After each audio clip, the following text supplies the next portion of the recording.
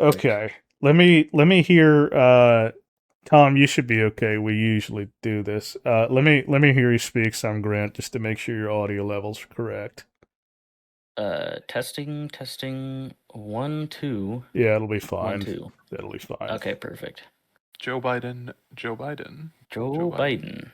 Oh, you've John moved on Madden, from your John John Madden. Madden. Yeah. Yeah. I Oh usually shit. do the Madden. I usually do the John Madden. I messed up actually because I'm sleep deprived. But Wasting away again, away again. Wasting away again, away again. Wasting away again, away again. And Margarita the bed. It's long down pause. Welcome to this choreography, everybody. My name's Kyle. 2026. I'm Yeah. Tom. We have a guest this week. Yeah, our guest Hello. Grant. You're supposed to say hello after we introduce you. Well, shit. I don't think it's that important. Okay, Grant. To be honest. This is Grant. Let me ask you, Grant, what is your relationship, your pre-existing relationship to Jimmy Buffett outside of knowing the two of us doing this podcast and, of course, being a customer of the Margaritaville brand frozen coconut shrimp? You know, I'll be honest. Surprisingly decent. Some of the better. Sounds like this album. Yes, yeah. Some of the better frozen microwavable food I've had, mainly because the shrimp remained kind of crispy. And usually when you microwave stuff, it gets all soggy and gross. And something about it was like, oh, there's some actual like crispness to it. Now that could be, due partially to the fact that I was also very hungry, and it was just like I will eat whatever food. So that might be contributing to my that's sometimes sympathetic the way it review. works. My Jimmy experience is pretty limited. I had not listened to much Jimmy Buffett.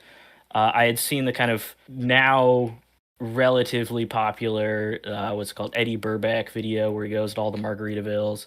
And honestly, that was kind of my first exposure to Jimmy. So I'm going into this pretty blind, which I think is a very... We always really like it when the guest experience of Jimmy Buffett is like the big hit Margaritaville and then whatever shit-ass album we threw at them that they had to listen to. I don't think I've consciously heard Cheeseburger in Paradise. God, I wish that was me. God, I wish that was me. I was talking to someone last week and I referred to it as Hamburger in Paradise, which I think is a Freudian slip relating to the fact that I don't eat cheese. So I just kind of subconsciously removed the cheese from the cheeseburger. Well, you're not a cheese guy, huh? No, which multiple friends have been like, you seem like a real cheese eater. You give off cheese eater vibes. You totally do. Yeah, not to be mean, but I had you pegged as a brie bitch. I'm starting to come around on cheese. I've started eating Gouda. It's a very good choice. I've long been a Parmesan fan, but other than that, I've not been a cheese fan for my whole life. Let's do the segment where we get to talk about stuff that wasn't written by Jimmy. Grant, what have you been listening to lately? I have been in between listening to Jimmy, of course. I've been listening to the band Sea Power, who I learned about because they did the soundtrack for Disco Elysium. Yeah. A game I absolutely adore. I think it is my favorite game of all time, although there's some competition. And then I started listening to their, other discography, both before and after their work on Disco Elysium, and I've been listening to the album Let the Dancers Inherit the Party, which is great. I don't remember when that released, but it's really great. I love it. Kyle, how about you? What have you been listening to this week? It sometimes works out that I end up listening to something that is tangential to what we're covering on the podcast because of what I hear that week from Jimmy. This week is an exception to that, but it is tangential. This was of my own volition completely, before I had heard the album. Bruce Hornsby, who I've mentioned on the podcast before, he released a new album at the beginning of April, so 2 weeks ago from when we're recording this, Indigo Park, and I went and took a listen to that.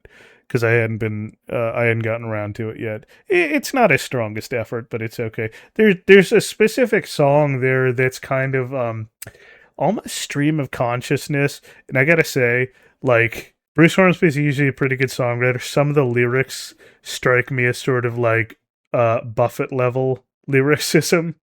That's unfortunate. Yeah, but the song is essentially about like his experience living. The song is, I think, Silhouettes and Shadows, because he's from the South. I think he's from like Hampton Roads, Virginia, or something. So there is that like connection with Jimmy's music. They both are like Southern guys who sing a lot about the South, and usually that's one of the stronger aspects of Jimmy's songwriting. Part of the song, it's a couple of different vignettes about his life, autobiographical. One of them is about him being in third grade and getting the news that Kennedy was shot. But as opposed to like all of the other, I'm 75 years old and I'm going to write a song about when I remember Kennedy being shot, like everyone does eventually. This one I heard the news that Kennedy was shot, and all of my Southern classmates were like, hooray, now Richard Nixon can take over. First of all, he's like, my teacher whooped their fucking asses for saying that. So good on you, Bruce Hornsby's third grade teacher. But then the like message of that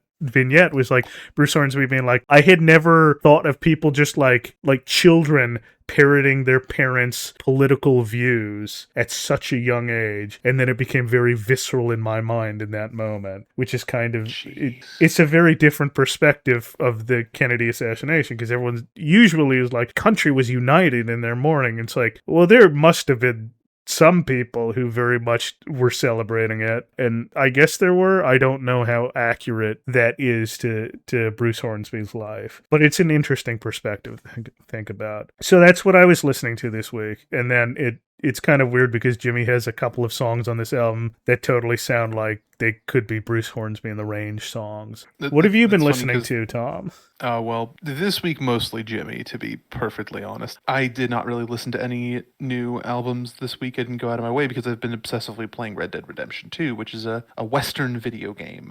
Western as in cowboys and guns and shooting. So I've mostly been listening to its soundtrack while I played the game, and it's very much like a cowboy action soundtrack with crunchy country western guitars sometimes, and sometimes like very soft folk instrumentals, occasionally dipping into other genres. There's a couple of indie rock songs on the soundtrack. The game's scope in terms of like setting extends from, it starts in like the Rockies, which is like pretty traditional western fare, and then goes all the way into an analog for New Orleans and up into Appalachia. Not very typical for westerns, I think. And the music kind of reflects some of that, like, geographical shift.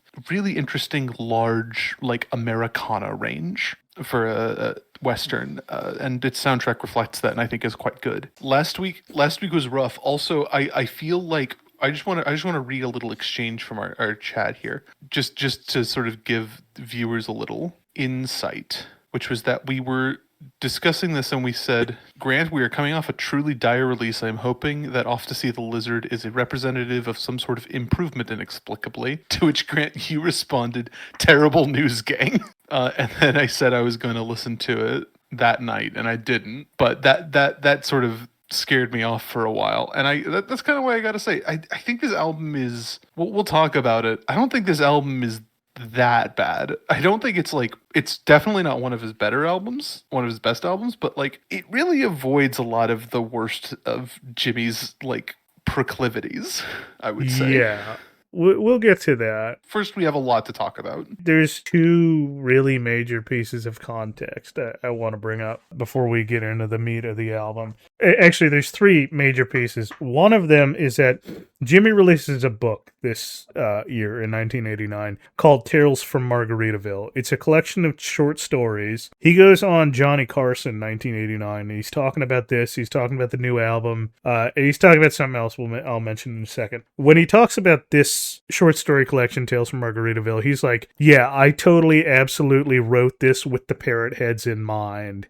And I filled it chock full of references to other songs in my discography and other lines and pleasers at concerts and things like that. So I think part of the reason that this album is allowed to sound like it does is because Tales from Margaritaville is like the people-pleasing thing that he's doing this year. Like, that's for the fans.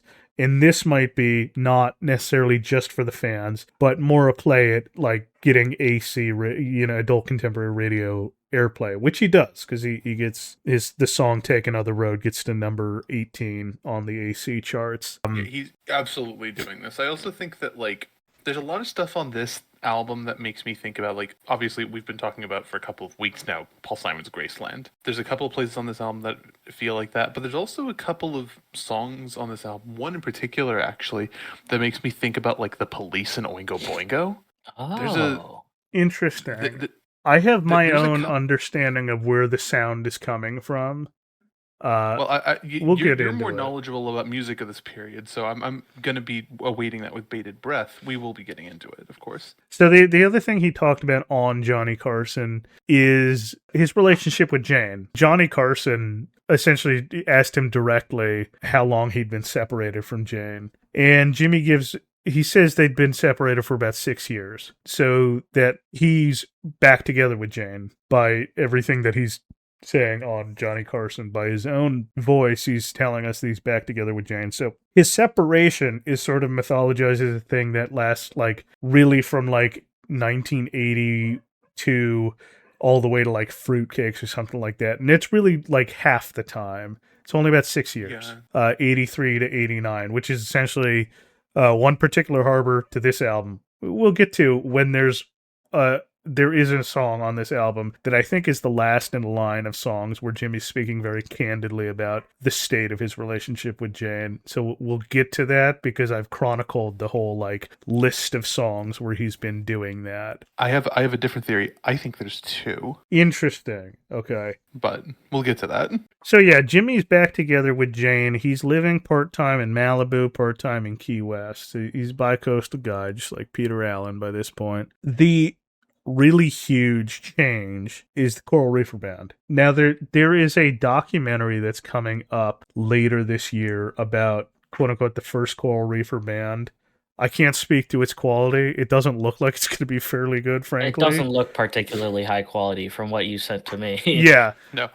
But their later this year, to be clear, listeners, we mean the year we were recording this, 2026, not 1989, the year that we're discussing. Yes. The documentary like takes this whole view that like the quote unquote first Coral Reefer Band died in I think 82 or 83, whatever they said, because there were some like major change ups, which was like when Barry Chance left and was replaced by Josh Leo on guitar or something. This year is a huge change up for the Coral Reefers that's going to be replacing, it's going to be like the new base number of Coral Reefers. Yeah. There's 3 guys that come in taking drums, guitar, and bass that are with, Fingers and Utley. They're just going to be, and Robert Greenwich, they're going to be the core Coral Reefers until Jimmy's dead or they retire. And so what that is, let me give some background here. When I first listened to this album, I was like, wow, there's some of the songs in this album sound really jazz fusion-y. They sound like the Fifth Avenue Band or Fatburger or Ripping Tins or Spyro Gyra, which are all bands I listened to. And from this time period too.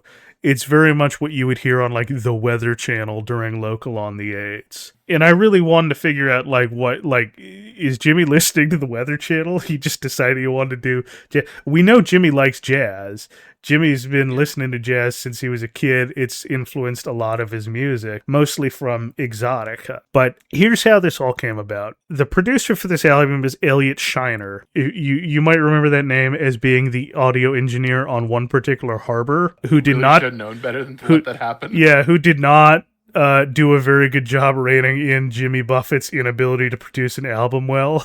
And Michael Utley was involved with the production on that too. I can't let him get off scot-free there. Elliot Shiner introduces Jimmy to this band out of St. Louis called PM. And PM consists of brothers Jim and Peter Mayer, Roger Guth, and their recording engineer and keyboardist, who is not officially a member of the band, Jay Oliver. These guys, they all score a AC hit in 1988 with Piece of Paradise. It hit number 10 on the adult contemporary charts. And I think this is what probably grabs Elliot Shiner's attention, and he tells Jimmy about this. And I think Jimmy had to know that he wanted this sound for Elliot Shiner to come back to him with the idea of, hey, get these guys into your band. Jay Oliver and Roger Guth actually play on a number of jazz fusion albums up to this point, including with the Chick Corea Electric Band, which I know was being played at the local on the 8 sections of the Weather Channel in the late 80s. They write a song for Bobby Lyle called Saved for Rainy Day. It sounds like 100% sounds like all of their songs on this album. So there's a very clear through line there. Tim Krekel is, after his second tenure in the band, is out on guitar, and Peter Mayer from PM is in. Tim Drummond's out on bass. Jim Mayer's in. Matt Betton, who's been around since I think 81, 82, is out on drums. Roger Guth is in. All three of those guys are going to stick with Jimmy until Jimmy dies. They will be in the Coral Reefer band on those instruments until Jimmy dies. Vince Melamed, thankfully, is out on keys after his, awful voices on "You'll Never Work at This Business Again." And he's replaced. That guy the fuck out of here. He's replaced by Jay Oliver, and Jay Oliver, of course, being the most jazzy and accomplished, talented musician out of those four, stays with Jimmy for the least amount of time. He's going to be gone by 92. That's also interesting because Oliver co-writes the majority of this album. Yes, yeah. And I think that's definitely mostly the music is what he's doing here. He's doing the arrangements of all these songs. So the 89 tour, the Off to See the Lizard tour, is June through August, so very contracted compared to usual. It's just the summer. 44 shows. And if you think Jimmy wasn't enough into jazz, this is the first year that Jimmy plays at New Orleans Jazz Festival. And he plays at New Orleans Jazz Fest quite a number of times throughout his career. This is the first year. Oh, and he's got new backing vocalists. He's got Cynthia Curry and Dina Iverson on backing vocals. In the Coconut Telegraph, they report that there was a panic among the Parrot Heads in 1989 that the Coral Reefer brand was breaking up because of all these changes. It reports, and again, this is the Coconut Telegraph. You can never really tell how much they're being serious, how much they're playing up the idea of the fans' loyal devotion to the sanctity of Jimmy. But they reported that misinformed Parrot Heads would call in and write into the Coconut Telegraph with quote-unquote suicide and or homicide threats. I don't put it past them to exaggerate it or be trying to make a joke out of that, but that is in there. So this article that's talking about it just says Coral Reefers 89, and they actually do refer to the band as a somewhat nebulous lot is the phrase that they use. I think that's fairly accurate and quite journalistic actually for the Coconut Telegraph, because we usually take that as we usually take the Coconut Telegraph as face value as Jimmy's propaganda machine. No, just pure hagiography. Yeah, they refer to the band as having a Taylor Utley nucleus, and I do feel like that's doing a disservice to Robert Greenwich, even though he's the third longest serving Coral Reefer at this point. I mean, he doesn't play on most of the album, to be fair. Yeah, he doesn't play on most of the album, but he's been there since 83, and that's more than we can say about anyone else, except for Taylor and Utley. I do appreciate that we're getting, Jimmy-sponsored yellow journalism at this point. Oh, yeah, no, 100%. This is, Sunshine Smith is the William Randolph Hearst of Jimmy Buffett's Margaritaville Empire. I don't know how much more you have. I have a review of one of these shows on this tour. Yeah, I'll get that. I'll finish up here. I just want to say that we do know that Jay Oliver, through this article, we have it confirmed that he arranged all of the songs on the album, and so this gives a pretty strong view that I really like the sound of this album for the most part.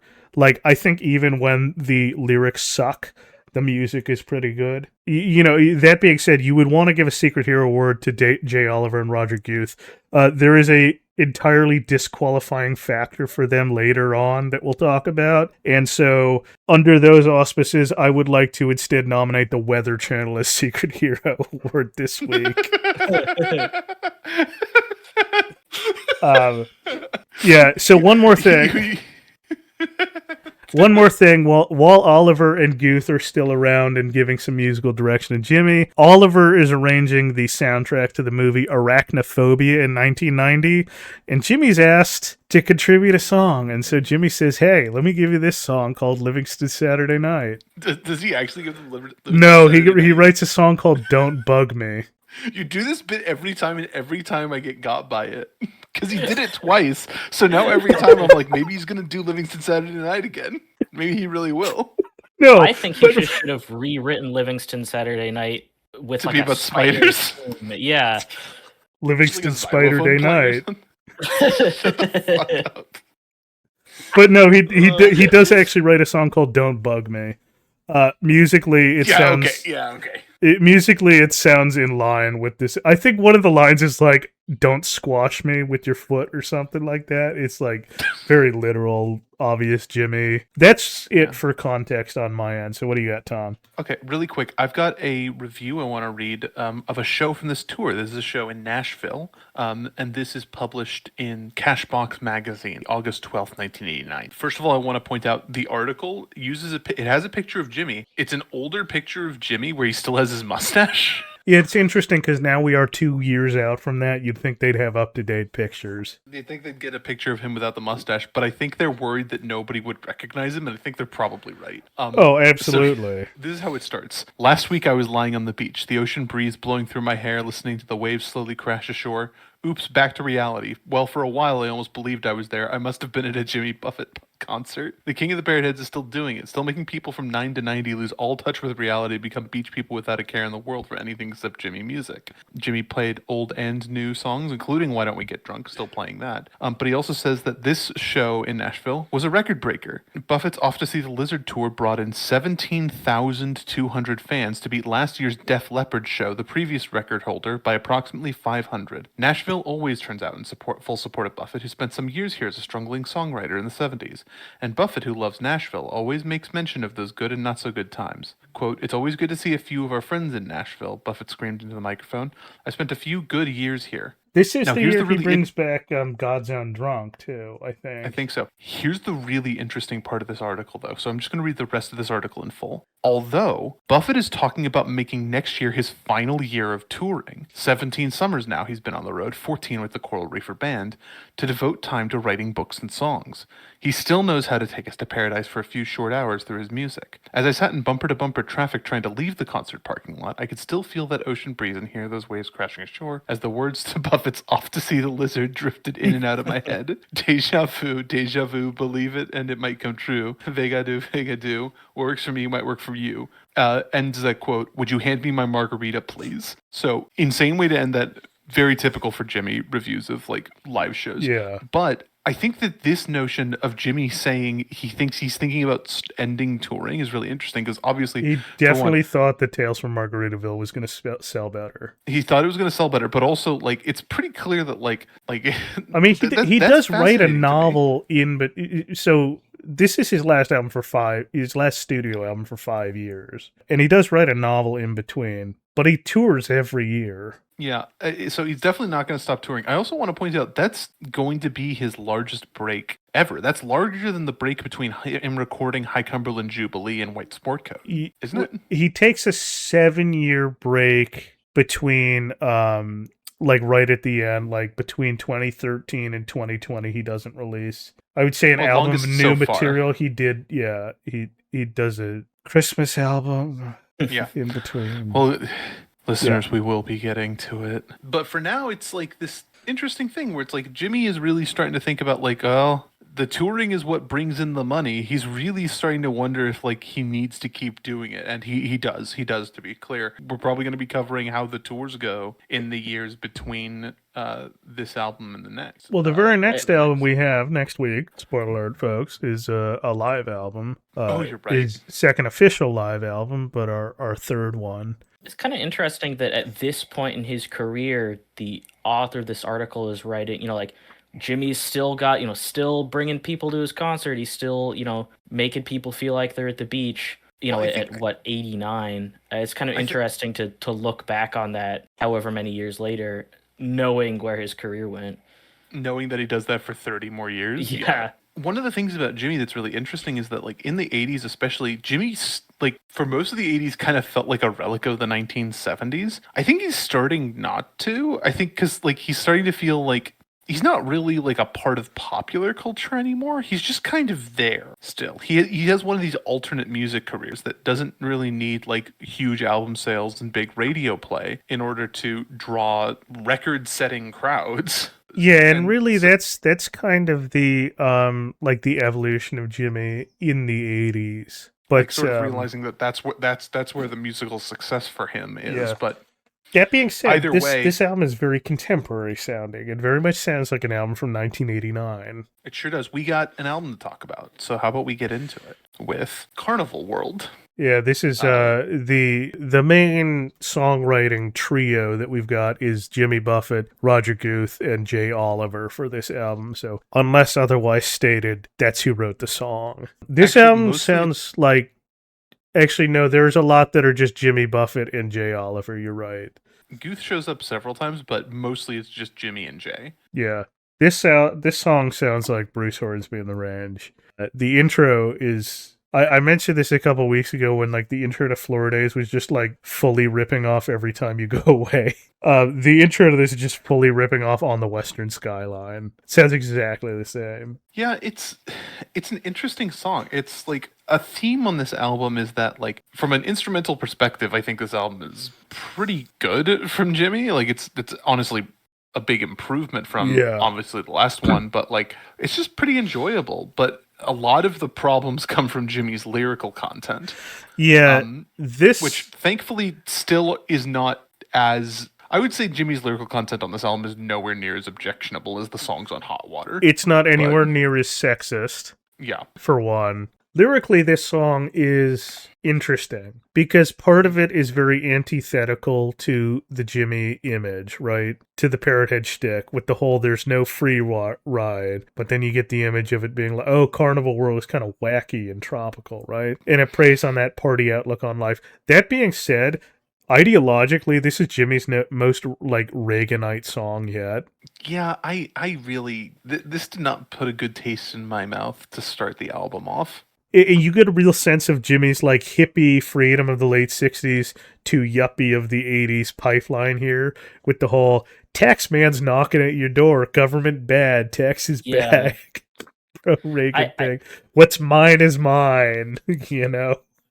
It's weird. I felt like this song, like, as you mentioned, like, musically pretty solid. Although I'll admit that, you know, the actual analysis of the music is really not my strongest suit. Lyrically, it seems to be kind of riding a line between, like, you can't take it with you when you go, you know, spend your money on stuff that you want now, you know, make use of what you have now. And at the same time, it's talking about, like, you know, everybody's trying to snatch up your money. There's scammers all over the place selling you fake shit. And it's kind of a weird dichotomy, I think, that doesn't work for me. Like, I don't hate it, but it doesn't work for me. Yeah, so when it comes to the chorus, the, you know, spend it while you can't take it when you go, it could totally refer to, like, you know, living in the now, because you're not going to take your money with you when you die. Everything in the verses is just about, like, real world, like, these people are trying to take your money, including the government. That being said, all of the references to, like, con men stealing your money and, like, scams in this song, like, contextually speaking, Jimmy has a chip on his shoulder about this because one of the whole reasons that he started a Margaritaville store in the first place is because he was pissed off that people were coming to his concerts in bootleg t-shirts that misspelled his name, and also he didn't get any money from those t-shirts. It's a strange one. It kind of, like... It's the only song that feels like this to me on the album, but it really is a song that feels to me like Jimmy taking another big step in the corporate direction, which obviously is going to be increasingly important. I do think it is quite weird. It's a very fiscally conservative song for Jimmy. Yeah, really weird. Also, like, none of the other songs on the album are like this. It's a very strange one. Should we move on to the minor hit of the album here? This one was a minor hit? Take Another Road hit number 18 on the adult contemporary charts. Okay, so at first I was curious as why this references Cowboy in the Jungle at the start, and then I realized this is one of the songs that's tie-in from the book, The Tales from Margaritaville. So Yeah, this is the other thing I forgot to mention is that a lot of these songs are tied into Tales from Margaritaville. Here's what I want to say about Take Another Road. This song is so boring it makes me want to start throwing things around the room. Like, it makes me want to experience violence. I'm just so bored I want to like literally like start throwing myself into a wall. Like, I really didn't like this one. Yeah, it's very much, I mean, like, it sort of makes sense that it hit number 18 on the AC charts, because it's very much a song that's 100% meant specifically to give Jimmy another shot at hitting the charts. It sort of happened this way last time with Bring Back the Magic, how it was very forgettable and it hit number 24. This same thing here. The other thing I want to say is we've got two verses. Verse 1 is a sequel to Cowboy in the Jungle. Verse 2 is a sequel to the last song on the last album where Jimmy was just obsessed with the Mark Twain book Following the Equator. Oh my God, you're right. And Jimmy's just like, that was only 2 songs ago, like 2 individual songs ago in my discography. Guess I'll talk about Mark Twain again. Name him. Name Mark Twain. Yeah. No. There's not a. There's.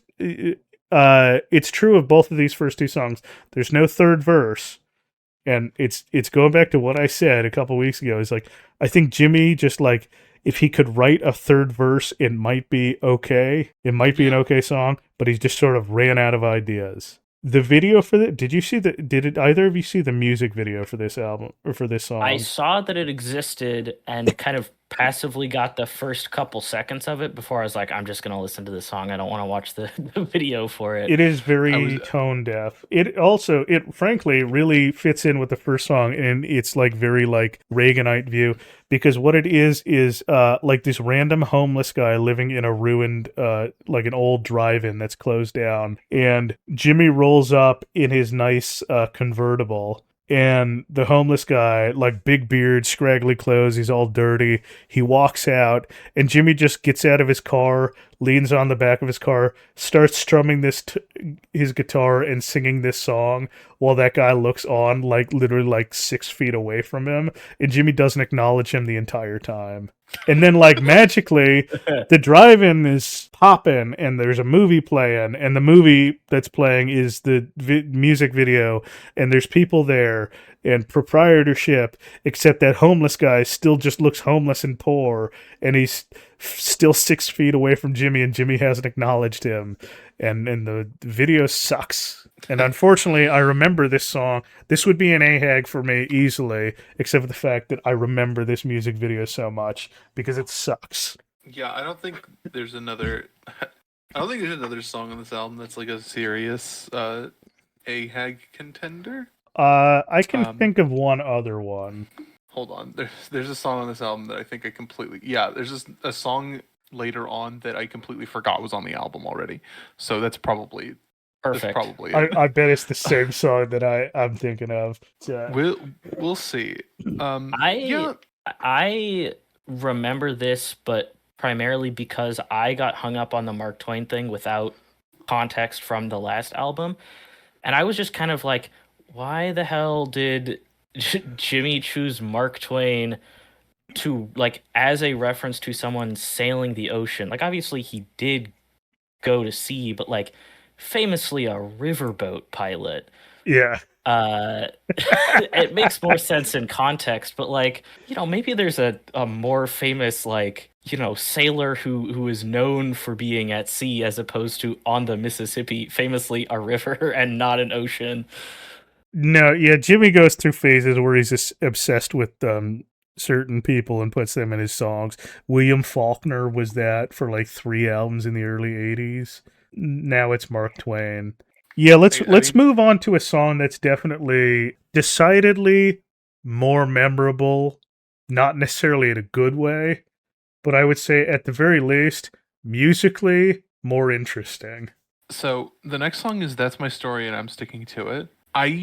The music rocks, the lyrics kind of suck, but the music Yeah, rocks. that's how I feel about this. I really like the music on this song. This is the song that really made me feel like Jimmy is like thinking about like listening to like the Police and Oingo Boingo. Like this song sounds like that. Oh, kind of. maybe. I definitely feel like this 100% sounds like a Rippington song. Oh, maybe. It's got that jazz fusion to it, especially with the way that like the keyboard is going like dit dit dit dit dit dit. It's very like late 80s jazz fusion. We need to talk about the lyrics for The this.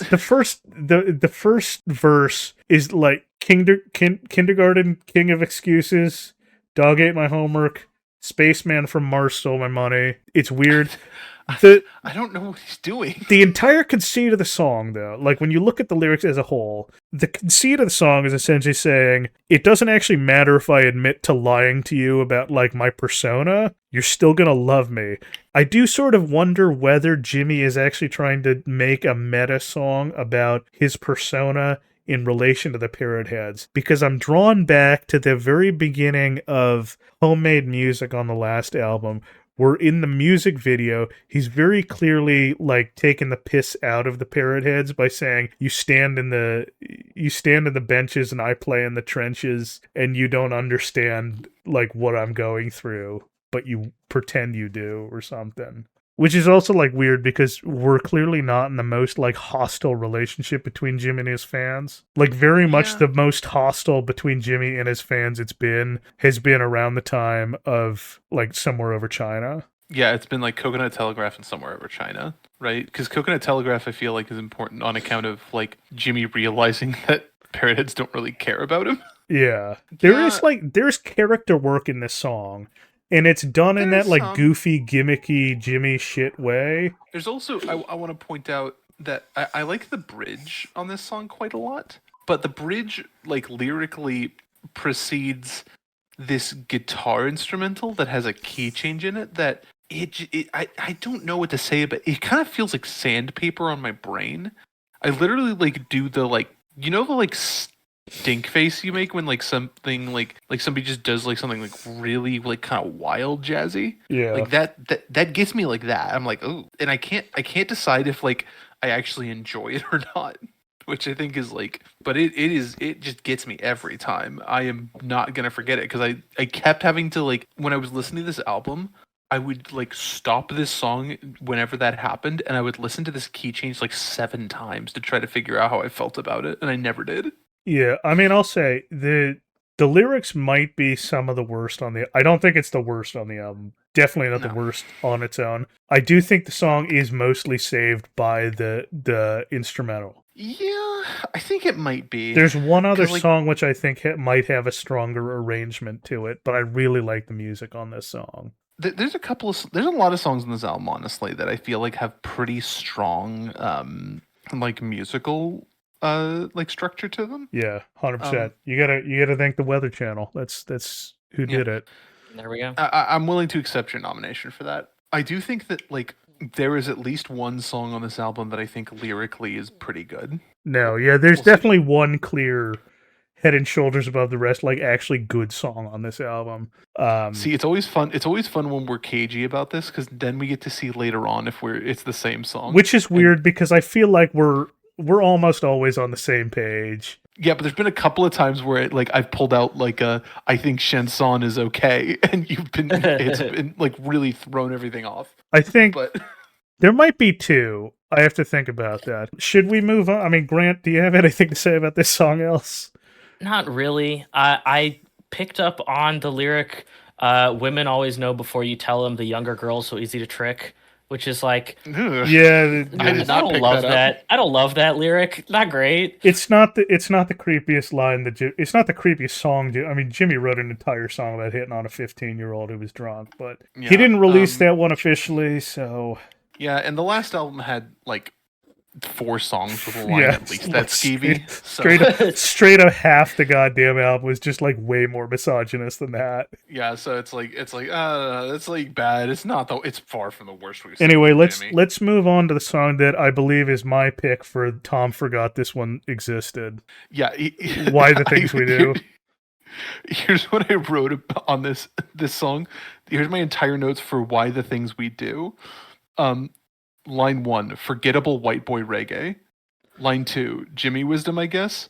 Line 3, I don't know, it's just a forgettable song. Line 4, this album is so goddamn boring. The core line makes no grammatical sense to this. No. It's another one of No. those songs where like the core line doesn't make any lyrical sense with the rest of the verses, but the core line itself is just grammatically incorrect in any way it's tried to be phrased in the song. I barely remember this song. But then I was like, well, like, because if he had just said like, that's why we do the things we do, but it's like, no, but the line is why the things we do, so it's not, you can't say that's why the things we do, like there's no verb in there. This is like there's so much Jimmy Wisdom music on this album. There's like a lot of it, right? I think so much of that, like, my overall kind of assessment is that there's a lot of Jimmy Wisdom, and it just kind of, like, it all melds together and just seems really boring. So it's like, okay. The Jimmy Wisdom music is like the kitschest Jimmy's music ever gets, right? Yeah. Like it literally is. It's like it's almost like the philosophical equivalent of like a Thomas Kinkade painting. Like it really is. Like it just like, yeah. And then like you think it's like he's saying so much. He's saying so many words and they mean nothing. But like it's one of those things where it's like if you don't think about it, then like you can accept that like, oh yeah, that means something. I really don't think there's much to this song. Okay, we'll move on to Gravity Storm, which is I just wrote Jimmy was definitely listening to the Weather Channel in 1989. 100% sounds song... like the Rippingtons on like every album. They would have like one song that was like full on Afro-Caribbean carnival sounding thing, like what you'd expect to be like the worst from Jimmy, but like okay musically from the Rippingtons, because A, they were good at their music, and 2, they were an integrated band, so it didn't totally feel like cultural appropriation. I listened to this and I was like, the lyrics completely forgettable. I do not remember them. It's kind of Jimmy Wisdom-y. I really don't know what he's talking about. Musically, I listened to this and I was like, I have to assume that listening to Jimmy this much has done irreparable damage to my brain, because I think this song's kind of rules. Yeah, no, I think the music to this is fun. It's really fun. The music is fun. The only note I wrote about the lyrics was upbeat and chipper, but like, duh. Like, it's just the same old, like,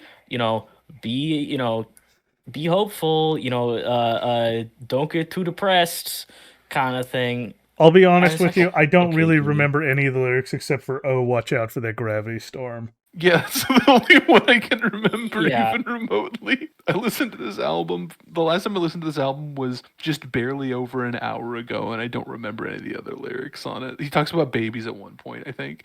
It's just nonsense. There's horns on this song. I think they're used very judiciously, actually. I don't know. I like this song quite a bit. Yeah. But its lyrics are completely nothing. It's nonsense. I just so want an instrumental version of this album. Just like rip all the vocals out. Yeah, literally. Like I think it might be enjoyable. Unfortunately, like I think at that point, like it should really just be called like the Coral Reefers, right? Like, oh yeah, no, 100%. Here's the thing: on a song like "Why the Things We Do," I think it would be less forgettable if it had no lyrics. You know what? It might be. The lyrics are so often the problem on this album. I don't know if we have anything else to say about Gravity Storm, but I think that there's no song on this album where the lyrics are more of the problem than on the title track. So Off to See the Lizard here at the end of the A side. I have a long fucking diatribe. It is... okay, well, all I'll say is that it's a whimsical jimsicle, and it makes a hell of a lot of sense the first time we actually have a third verse on a Jimmy song in this album is this fucking song. So Grant, why don't you take it away then? Why don't you take the lead here? Okay, so I can't remember why, but I do remember like at 11 at night I was thinking about this song, unfortunately, and was like, I wonder if there's any sort of precedent for he alludes to a I was hoping or somebody had found information on this. So I at like 11 or 12 at night, I was like, I gotta know, what's is there precedent? He says, is there a lizard? Is there a lizard that turns lava into gold? No, I'll kind of cut to the end there and say yeah, no. it makes sense. So I was like, okay, starts off maid who came from Martinique. So I was like, okay, I did learn African. It's a story from Africa. Iguanas are not native to Africa, but they are to the Caribbean and Martinique. Native iguanas on Martinique are the lesser Antillean iguana. Although green iguanas, which are kind of the famous iguanas, are now kind of very common on Martinique and are starting to outcompete the native iguanas there. So the native iguanas are actually extinct. They're not red, notably.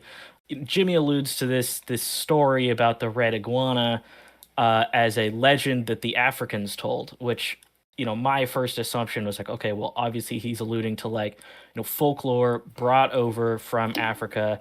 It'd be some by West enslaved African oral people. tradition. Yeah, and which wouldn't make any sense because iguanas aren't native to Africa, so there's no way, that's not possible. So long story short, I did like a pretty decent amount of digging. There's no mention of iguanas that could red iguanas that could turn lava into gold. Okay, but let me ask you this. Is there a West African legend about Godzilla and Elvis on Mars? There's not, if you could believe it. Damn. I am wondering if some of this song is like Jimmy making up folklore, like fictitious folklore that he is inspired by like the Brer Rabbit stories, the Uncle Remus, Joel Chandler Harris, doesn't he? He does mention Briar Patch, and that's what clued me in. I was like, maybe he's doing he's trying to golf in Western. I think he's trying to like golf in Western Uncle Remus tales. Uncle Remus, thank you. I was about to say Uncle Tom. I knew that wasn't correct. Oh my God, Jimmy. That's kind of my best. Oh man, guess. Damn it! It's gonna be like a fucking rum baby instead of a tar baby, isn't it? Oh God. Molasses, thank you. Molasses. Yeah. This is also I kept my own lizard count for this album. This is where the majority of unsurprisingly, of mentions of lizards come from. Including Godzilla, as Kyle alluded to. I have to say, so this song blends Caribbean and Australian about as well as one particular harbor did steel drums and Tahitian choirs. I don't think we've talked enough about the fact that all of a sudden the Aborigines make an appearance. Yeah. I to be honest, I put that out of my mind. Yeah, this is Jimmy's first. There's so much wrong with the song. This is Jimmy's first foray into down under, Australia being exotic. Ooh. This song is just it's kind of nonsensical and annoying. It's wildly obnoxious, and also I think it's the first song on the album where steel drums come in. Hi, Robert. Hi, welcome back. Bobby's welcome back here. To the album. Bobby Greenwich. Bobby's here. Bobby Greenwich is here to play steel drums. And he will be here until Jimmy's dead. Until Jimmy's fucking in the ground. When I first listened to this album, I heard the song and I was like, well, that's very easily the worst song on the album. Boy, were you wrong. Yeah, I think I was incorrect, unfortunately. You made that choice way too quick. But anyway, it's time to flip the album. So we'll see you on side B, folks.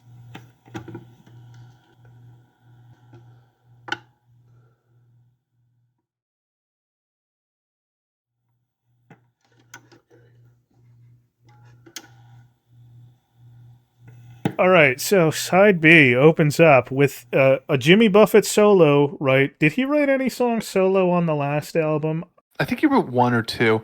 But this is the only solo that he has on this album, Boomerang Love, which is one of the Tales from Margaritaville tie-ins. I don't think this song is very good, but I don't think it's very bad, right? It's the most obviously about Jimmy's separation from Jane's song on the album. Yeah, I think it's really clearly. I think it's sweet and there's an emotional core to it, and I think Jimmy's being relatively clear and open about it, which is a recurring theme with these songs. Yeah. It's very obviously meant to be about the idea that he's looking back now that he has gotten through the roughest of the rough patches and started to patch things up, and that he's on solid ground again with Jane, which, was confirmed in that Johnny Carson interview. My main thing about it is that I feel like the music and the lyrics do not fit very well together. And the other thing is that this is tied for the longest song on the album. There's 2 songs on this album that are 5 minutes and 18 seconds long.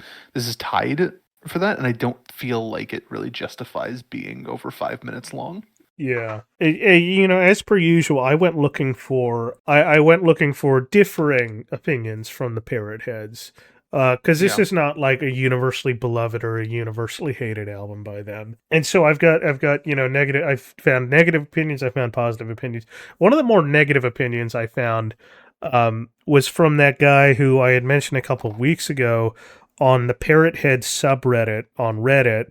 They did this album Survivor tournament, and I think he was really mad that Florida I think he was China. He was super pissed off that Floridays wasn't like one of the first ones out. But anyway, so Off to See the Lizard was actually ranked 15th out of 30 albums in that list, so right in the middle of the pack. He referred to this song and I Wish Lunch Could Last Forever, which is going to show up later on this side, as quote-unquote gimmicky songs that Jimmy plays straight. And I don't think that, like, I don't think it's accurate for either of these. I don't think it's accurate for either of those. His opinion is that, like, it would be better for both of those songs if Jimmy leaned into the shtick on them. The thing is, I don't think there is a shtick on this. No, I think Jimmy is referring to his relationship being the boomerang, which I don't think is an inaccurate way of looking at his relationship with Jane throughout the 80s. It's like maybe a little bit clumsy as a metaphor, but like it's not like an inaccurate it's not an inaccurate metaphor. It's very reasonable, I think. Yeah, there's not like a bit there. I don't even think there's such a thing as like a gimmicky song that could be played straight. Because, like, I don't know how you would play Cheeseburger in Paradise straight. And if Cheeseburger in Paradise is already being played straight, then, well, there you go. That's why it should never be played straight if it's a gimmicky song. I'm trying to think if I can think of like a humorous song that's so for instance, like, Why Don't We Get Drunk and Screw is a gimmicky song, but if it was played straight, it would be the exact song that is trying to satire. That's true. Yeah, it's kind of like, camp is built off of artifice, and so if something is like trying to be camp inherently, it's like... Yeah, I don't think this song is camp at all.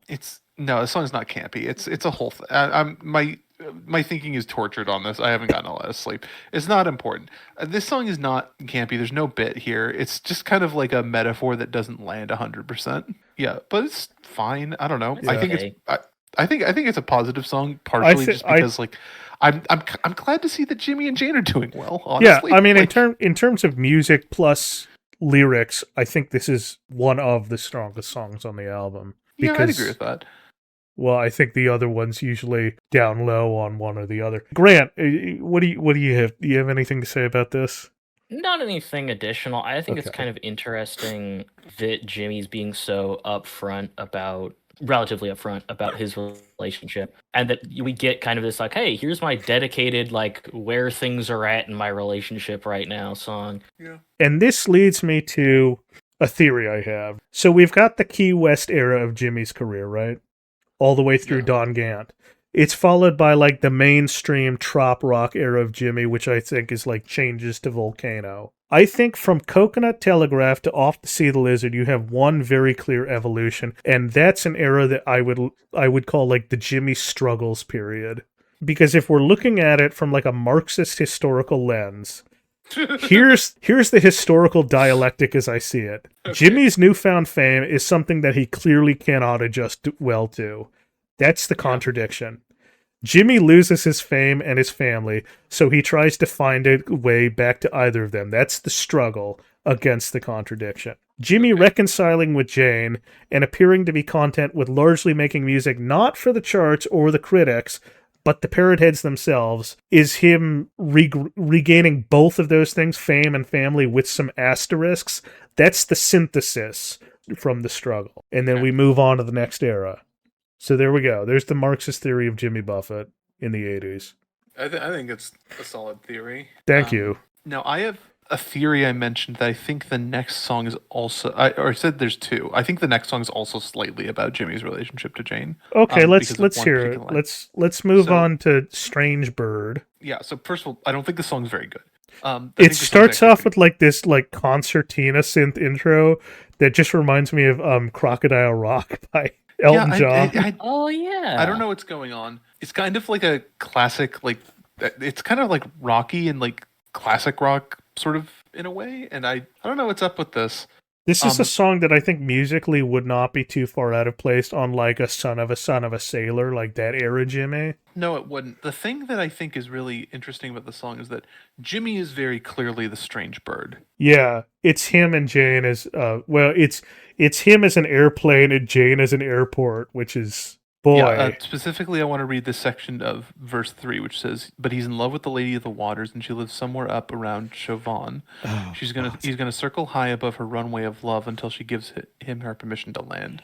Yep, Chauvin, there we I go. guess. The worst line on the album. It's pretty bad, but also like I think that can be pretty clearly read as like, you know, maybe they're not like together again yet, but like they're kind of just like, oh, maybe we can see if things work. And Jimmy's like, well, Jimmy's leaving the door open, right? Yeah, but like very clearly, it's also about like he would like to stick his penis into Jane.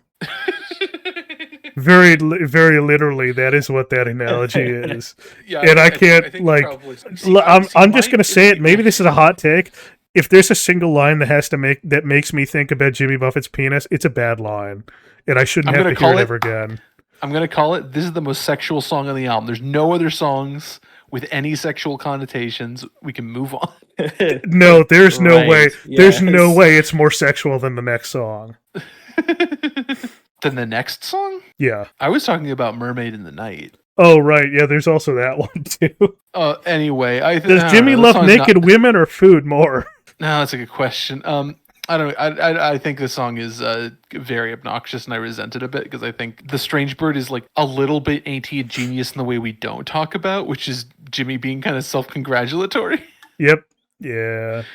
Yeah, and I don't love it. I don't think it's a good mood from Jimmy. That's all my opinions on this song. So anyway, let's move on to a song that frankly I don't actually have much to say about. I Wish Lunch Could Last Forever. Really? I think this is the best song on the album. Oh, really? You think? Here's what I wrote about this. I said the song is not as bad as the title would suggest. Certainly not. That's yeah. I just think this is like a kind of a sweet love song. Like it has a lot more like food talk on it than like makes it feel like that. But like the core of it really is like this, like having lunch as like a date and just being like, yeah.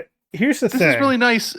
Lunch means it has a predetermined endpoint, and so it's just kind of like wishing like, well, I wish it didn't have that. I've been in this exact situation before. I have sat like outside at a cafe in like the mid to late afternoon and being like, man, I wish this lunch could last forever. Like I wish this feeling could last forever. And yet I don't think there is an emotional core to this song at all. So I don't connect to it. I don't know. I just kind of like this song. Like it's got a lot of cheesy lines on it. I think that the outro in French is kind of annoying, but like I like it. I even like. Oh God, yeah, that's right. I like. There's 2 songs on this album where he sings in French. Yeah, and like I even kind of like the 2 solos on this from Robert Greenidge and Fingers. Yeah, I think it's an understated an understated song, and usually when Jimmy does that, it's fine. This is top cut for 80s Jimmy.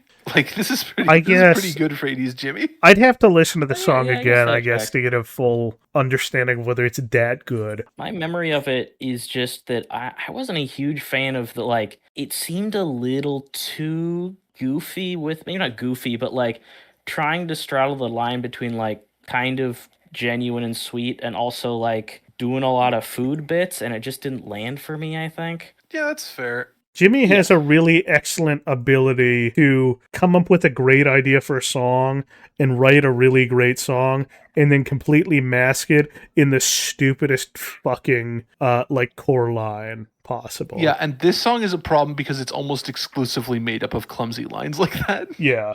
like it's like I don't know. I think there is like an emotional core to the song that just gets lost in Jimmy making jokes about food.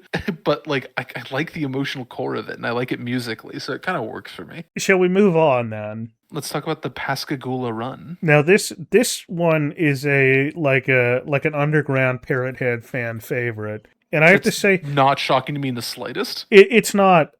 This song, I think, along with the that opener, is the one that's like very much most like a like an obvious like ripoff or maybe an homage to Bruce Hornsby's sound. You know, the thing I have to say is like it's Gulf Hooligan Jimmy, and it's been a while since we've heard Gulf Hooligan Jimmy.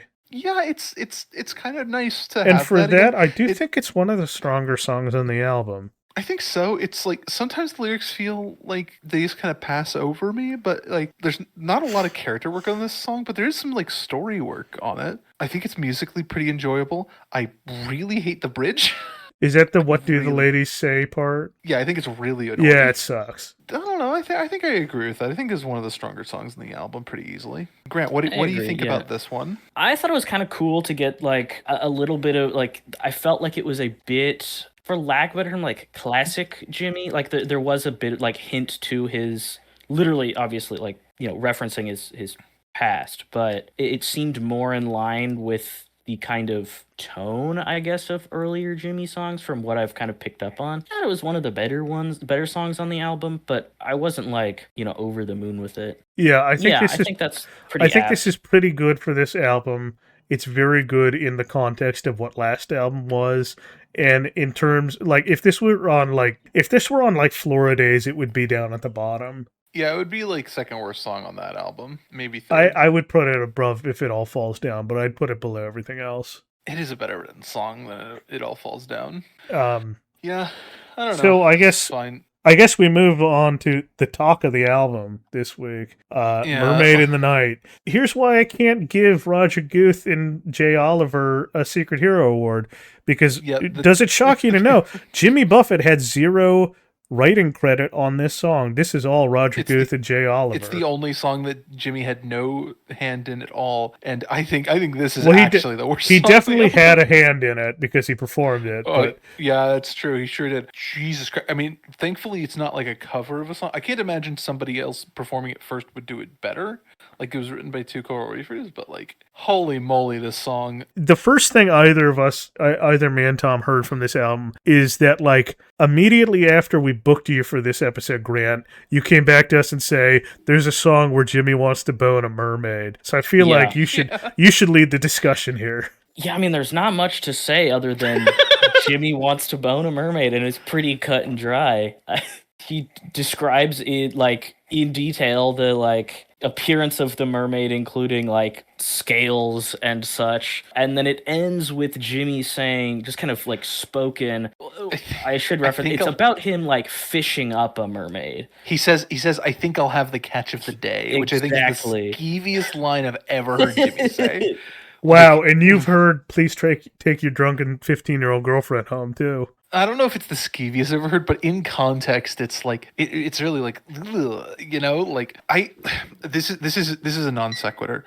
I have a friend who I used to run a tabletop RPG called Blades in the Dark for. And Blades in the Dark is a game where you manage stress by you know, having something you do to manage stress, which is usually like, you know, binge drinking or gambling all your money away or something. I had a friend who had one of the options is you pick a weird one.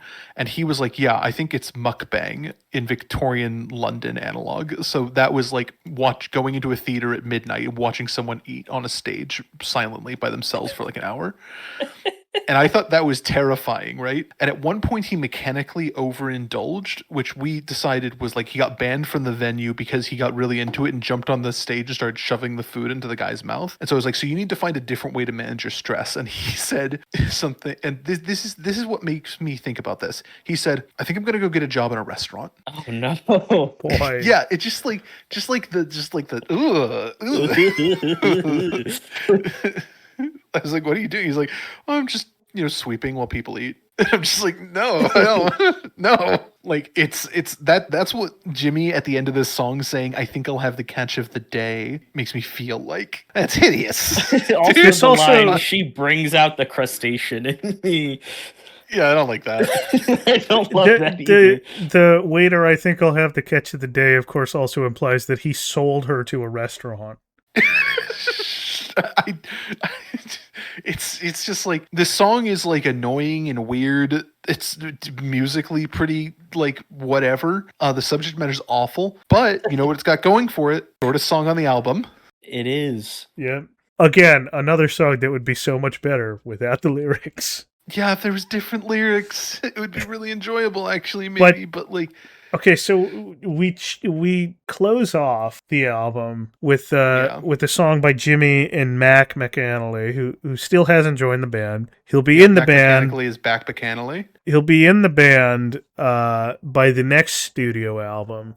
But before that, he's going to write this song with Jimmy, "Changing Channels," which is, I guess, musically speaking, the only song close to it is "Take Another Road."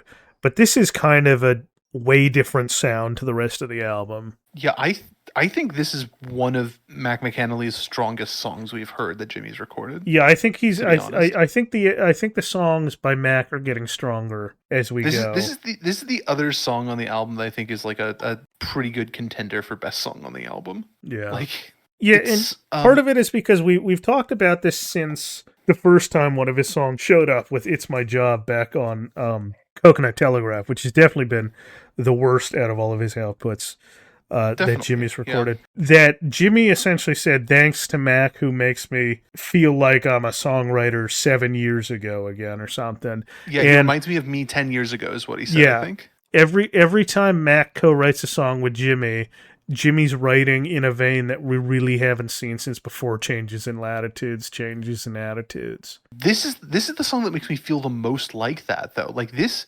song really, like, feels like a song that could have been on A1A. Yeah. Or, like, another one of those albums in, like, the Don Gant Key West phase. Like, it kind of fits in there, right? There's some character work going on. It's, like, sort of, like, a picture of like various things. There's like, there's something there. It's got some juice that like a lot of his other work just doesn't have right now. Yeah, and the character work probably comes from the fact that this is another song that ties into the Tales from Margaritaville book. And I kind of wonder whether the reason why character work seems to be less and less is that he's putting more now in of the character work that he has left into ventures like Tales from Margaritaville, and when he writes his novel in the next couple years and things like that. I don't know. Well, I guess we'll have to see, but like it's nice to have some of it on the albums because he's so good at it when he actually like wants to do it. Grant, what do you think about this song? I don't have like a whole ton to say that hasn't been said, but I enjoyed it quite a bit. It felt, I don't know if like melancholy is the right word. I think that's a good word to describe it. Okay, well, honestly, it is the right word then, which I like. I like when Jimmy gets melancholy in the like, as you mentioned, like kind of proper Gulf and Western. I like that, and I feel like the rest of this album is definitely missing that. So I like that we got a little bit of it here. We haven't had a lot of songs that like. Even like Florida Days, which we were very, very positive on, like that album does not have a lot of songs I feel like showcase like what we've identified as Jimmy's songwriting talents. It had nobody speaks to the captain no more, which we had identified as his best character work since like pre-Changes. Yeah, I'd agree with that. I think it is. And it's like, this feels like he's kind of getting back into that mode. It makes me hopeful that I don't know something about how Jimmy writes music in the 90s. Yeah, let's hope that over the next 5 years he suddenly doesn't change course again. Spoiler alert. Yeah. I have to be in Napa at like 8:15. Oh, right. So I am going to head out in a second. Well, really quick, let's just say, what are your final thoughts on this album, Grant? I mean, honestly, like, officially my statement is I think musically there's some interesting stuff going on. I think my overall opinion is kind of colored by the fact that I'm not particularly good at picking up on neat stuff that's done musically compared to lyrically. So a lot of what I was like getting from this album was just some real crummy lyrics. Not a fan, I'll be honest. Yeah. I mean, it feels like I really understand that if it's like you can only focus on the lyrics, it's like this album does not give you a lot to enjoy lyrically. No, it doesn't. I think with a little bit of like context from the both of you, I can kind of like appreciate it a little bit more, but like I don't think I'll be listening to it again. You know, it's not on my follow-up list by any means. Well, I'll tell you what, neither will we. Well, no, I don't think I'm going to good. come back to listen to Off to See the Lizard anytime soon.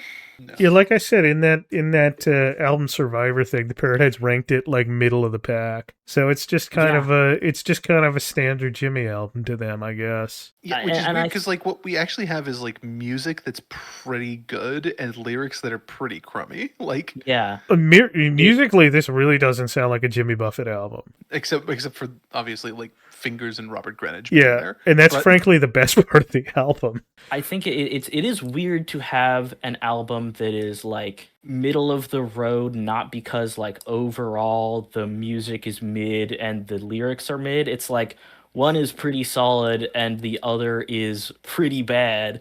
And it kind of balances out. And it balances out, yeah. The thing about being a guest is you come into these with like you're coming into this like within a vacuum, right? Which is why like we're gonna sit here and be like, this sounds nothing like a Jimmy Buffett album. This is great because we've been listening to nothing but Jimmy Buffett for the last 6 months, and you come in we're saying only 5 months. God, we're not halfway through the year yet. You're right. We're only a couple albums out from halfway through the podcast. Only a couple. Okay. Yeah, only a couple. So I think that's the difference of opinion here is you're sitting here because like you get to listen to good music every week and we don't. So yeah, and then I've definitely like picked up. I've been listening. I'm a true fan of the podcast. I've listened to every episode so far. Well, we appreciate it. Thank you. But I picked up because you guys have mentioned songs. So this is pretty solid. So like I've been listening to like He Went to Paris and Death of an Unpopular Poet, that kind of thing. Like I really like those songs. Those are great. And there's like none of that. Like none of that like clever like character work and like interesting storytelling. Like it's not happening here. Yeah, none of it. And I think that like Jimmy's attempt at doing kind of like a fun, goofy song with Off to See the Lizard is just a real sour example. I don't think there's been a good example of Jimmy doing a real goofy song. I do honestly think that the best example of Jimmy doing a goofy song might honestly be Why Don't We Get Drunk and Screw? Head Hurts, My Feet Stink, and I Don't Love Jesus. No, you're right. That one. Yep, that one. It's always Havana Daydreamin. It's always off of Havana Daydreamin. That's always the one where the good one is. Like, it's always on Havana Daydreamin. This album is nothing like that. No, it's really nothing like Havana Daydreamin. That being said, really, honestly, not one of the worst albums. No, like there's so much worse shit. I mean, like last week we literally had like almost the worst album. Yeah. Just really unlistenable. It's like I'd listen to this album before I'd listen to Volcano. Yeah, no, I probably would as well. I'm not 100% certain where I'm going to put it. I'd be curious to hear what.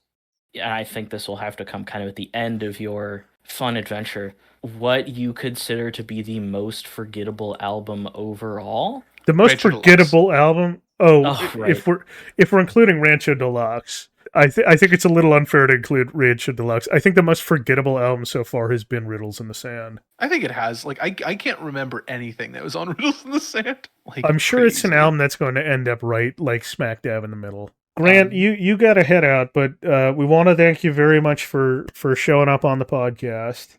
Well, thank you for having me. We've got some bits left to do. So we'll be stuck here still talking about this album, but you are free to go. So thank you very much once again. Good luck.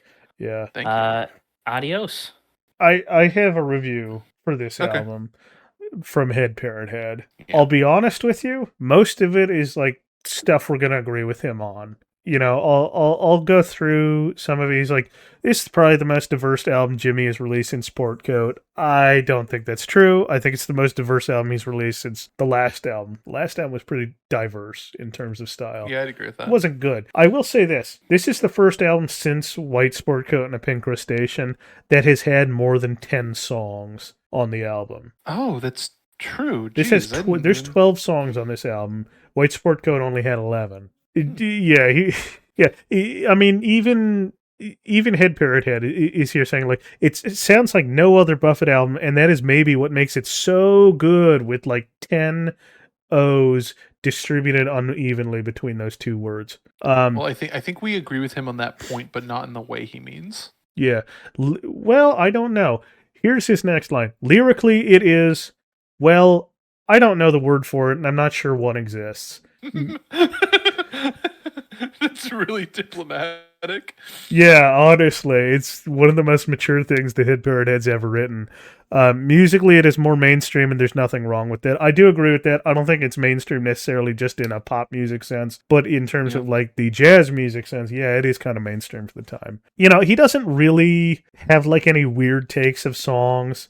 He refers to That's My Story and I'm Sticking to It, Off to See the Lizard, and Mermaid of the Night as all great tongue-in-cheek tunes, and like one of those is a great tongue-in-cheek tune, and the other two, I don't think they are tongue-in-cheek tunes, and I don't think I'm also they're not great. even sure I would call That's My Story and I'm Sticking to It as great.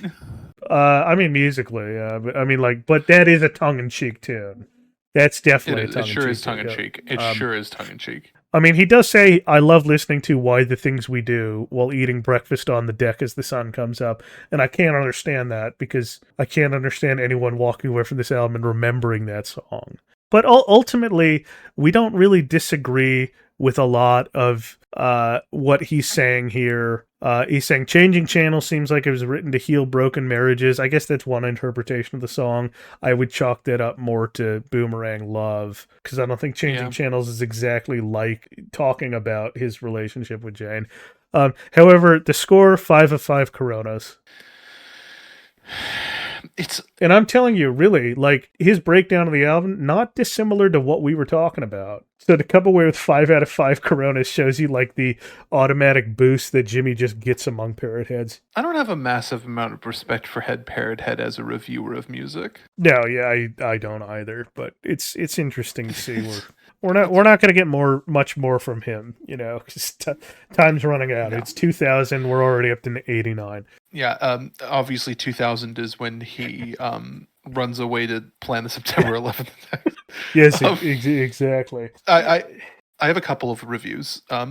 So first of all, I have a section from a different review of that same Nashville show that I talked about earlier that mentions various things about the show, various similar things, including its record crowd. And then there's this section which says, ironically, Buffett's July 21st triumph came on the heels of his new MCA effort, Off to See the Lizard, which is not one of his best, with a choral reefer band that's not as strong as those of past years, and with a show that was more from rote than inspired. Although harmonica wizard Fingers Taylor excelled when singing a blazing new solo, Some White People Can Dance, which I guess is a song that they were playing live. Yeah, that's a song from his. So we haven't talked about the Coral Reefers like solo efforts, but Fingers did an album called Harpoon Man in the early '80s. He did a second one, I think, this year.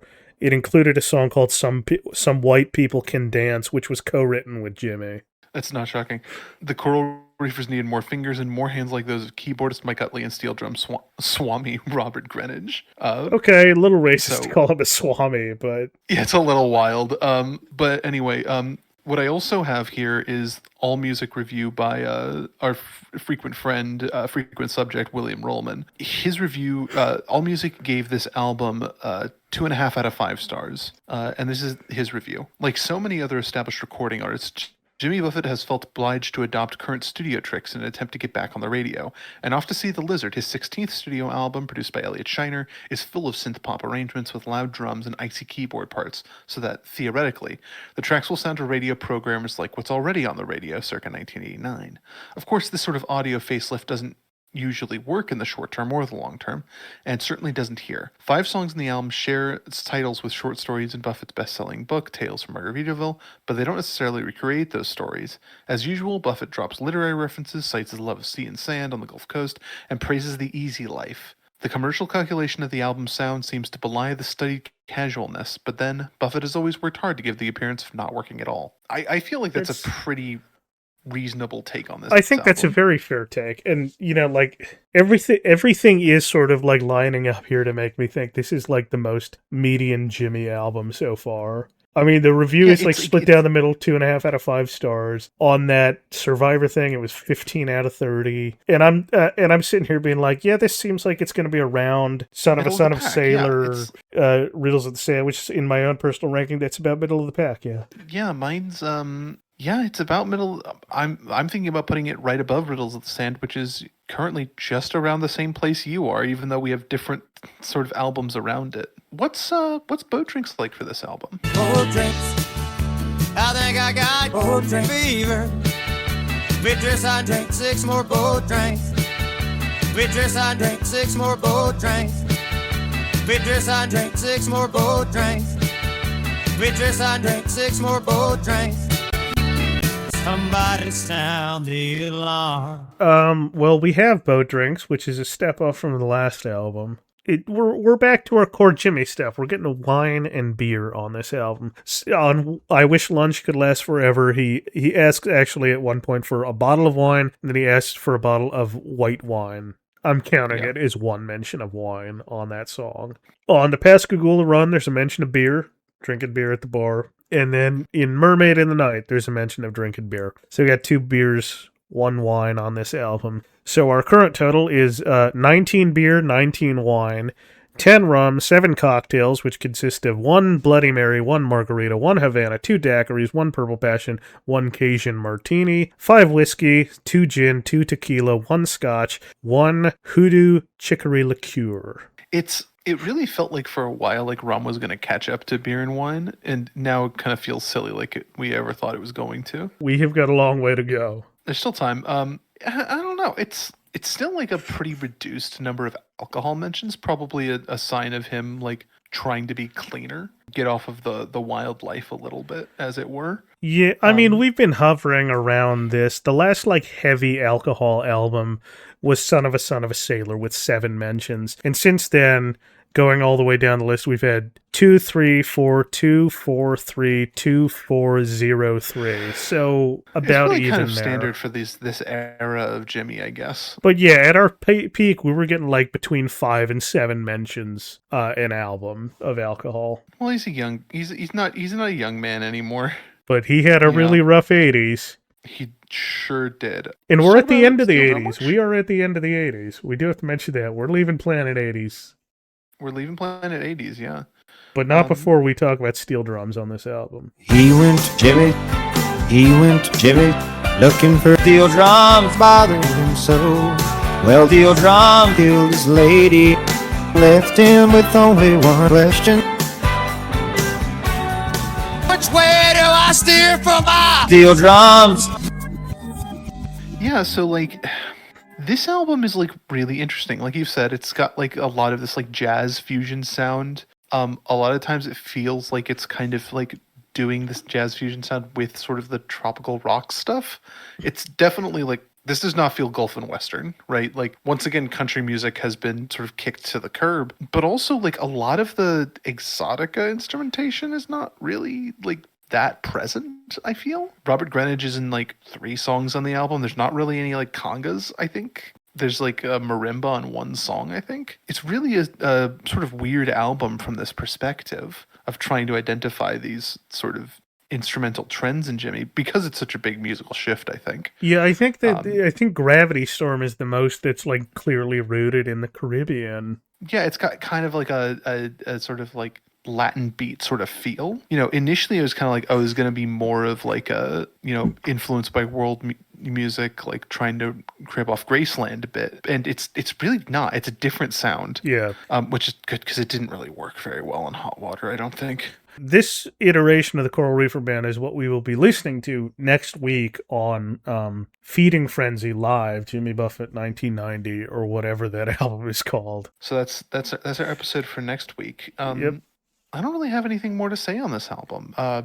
No. I went in expecting it to be about as bad as Hot Water, and I was pleasantly surprised that it was not anywhere near as bad as Hot Water. It was a very low bar to clear, being not as bad as Hot Water. Yeah, it's very true. But then again, maybe we have no idea what's coming.